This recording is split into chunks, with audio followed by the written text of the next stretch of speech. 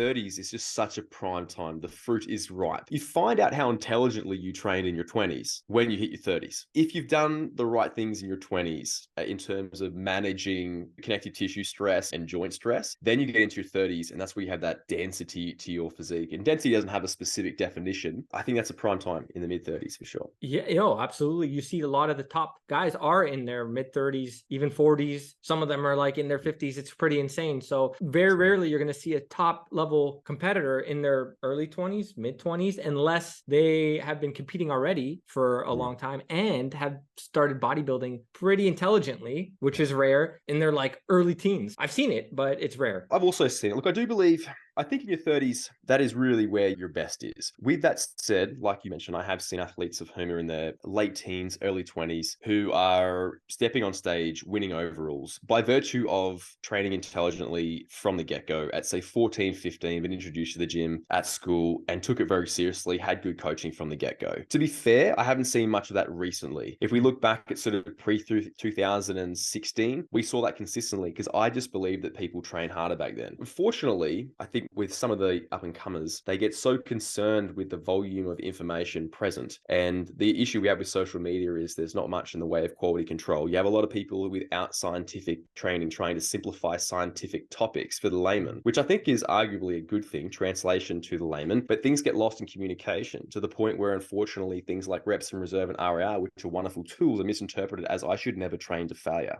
And when you're a young person, I say this, we teach new athletes how to train hard, we teach advanced athletes when to train hard. This is a big defining piece. Vernacular like reps in reserve and rate of perceived exertion should not be terms in one's vocabulary for the first 3 years of training. You need to learn how to train hard, and progression will follow very quickly by virtue of your naivety to resistance-based training stress. So just historically, I mean, I see 2016, that thereabouts, in the US, there was a couple of young guys coming up that were just blowing minds with the quality of tissue at that age. And even in Australia, I will say back in 2016 and prior to that, there was myself and one other gentleman by the name of Zach Polos who were coming up. And Zach, his physique, to be fair, one of the most gifted bodybuilders I've ever seen. It was incredible. And him and I were always like this, and he always pipped me just by virtue of just sheer shape density that he had at his age. But again, someone who had trained from 14 years of age and had good coaching from the get-go. I'm definitely very pro training to failure frequently. So if we look at reps and reserve and RAR, obviously there are tools to guide us for evaluating proximity to failure.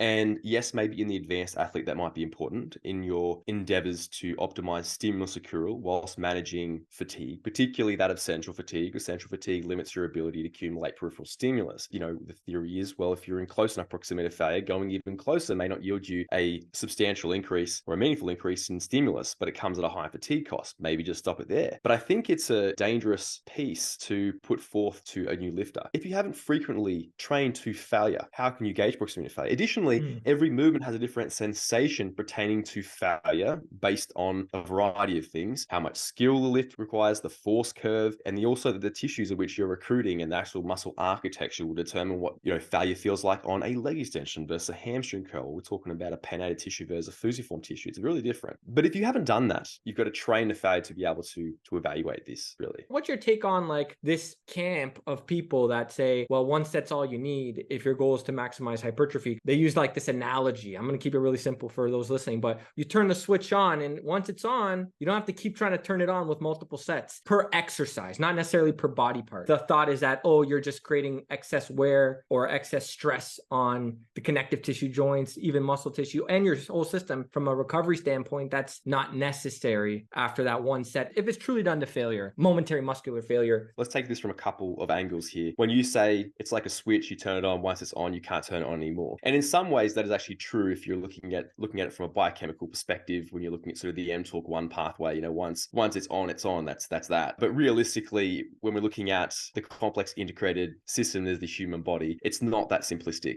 You know, you need to train a muscle through multiple ranges, you need to train a muscle through multiple force curves, etc., etc. Specific to the one set, one thing that I love about one set training or just low volume, high intensity training in general is that there is a massive emphasis on intensity being the primary mediator of hypertrophy, which I believe is a rather factual statement. All the volume in the world is not overly helpful if we're not training at a close enough proximity to failure. And it's probably true that we don't need as much volume as some people assume in order to facilitate a robust hypertrophy response if you go in close proximity to failure. One set is definitely very low volume if we're looking at per muscle. Obviously, it depends on how many exercises we're doing, I suppose. And yes, it's true that the more sets you do over the course of those sets get a diminished return in terms of stimulus by virtue of fatigue accrual. So it's not 2 times the amount of sets, 2 times the amount of stimulus. It's going to degrade substantially, and I couldn't possibly quantify it. But one of the things that I notice in our industry is this: we are a very, very trend-based industry, and it frustrates me a lot because I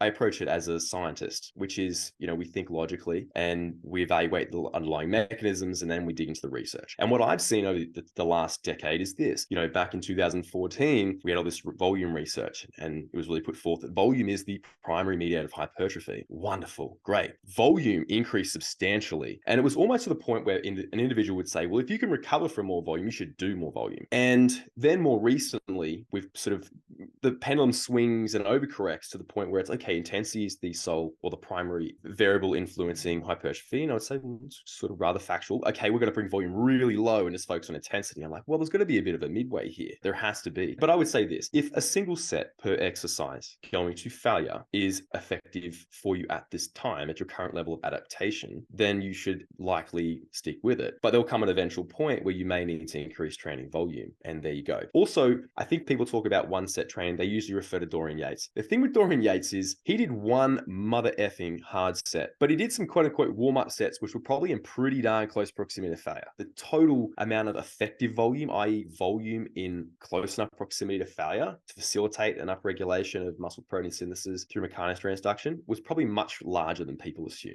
Let's say we have 2 sets, for example, and we might do the first set with the intention of pushing to in close proximity to failure, but not to complete momentary failure. And that might end up being an RIR of 1 or 2. And then on the second set, providing it's a movement that is of a low skill requirement and it's safe to do so, we might say, okay, let's push to an RIR of 0. Let's basically go failure.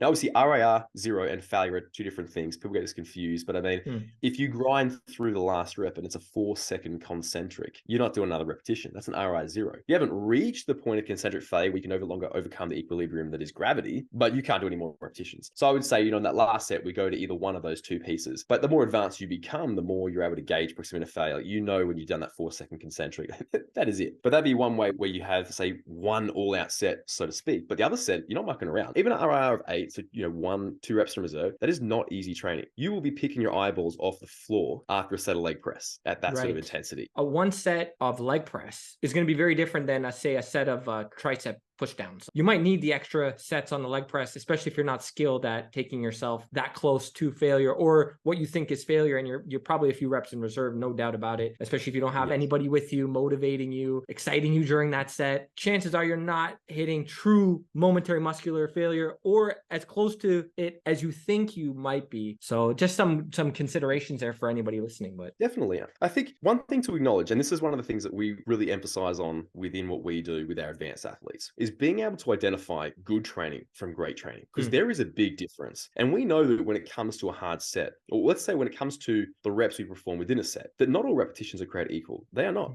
The last few reps are the most effective reps. Everything else is the preamble for the last couple of repetitions, and you get a disproportionate volume of stimulus at the back end of the set, to a point, of course, but it requires the most mental fortitude to reach that top end. And training at that intensity, that's challenging. And I mean, even for me personally, I like to think I train hard, but every now and then I catch up with some of my old buddies that we used to train, 5 hours on a Saturday at 20 years old or so. And I'm able to find a new level again. I get a slap in the middle of the back and my arousal's through the ceiling, and I'm, moving loads that I just simply was not doing the week prior. It's important to push the ceiling occasionally to reestablish your equilibrium pertaining to what hard training is.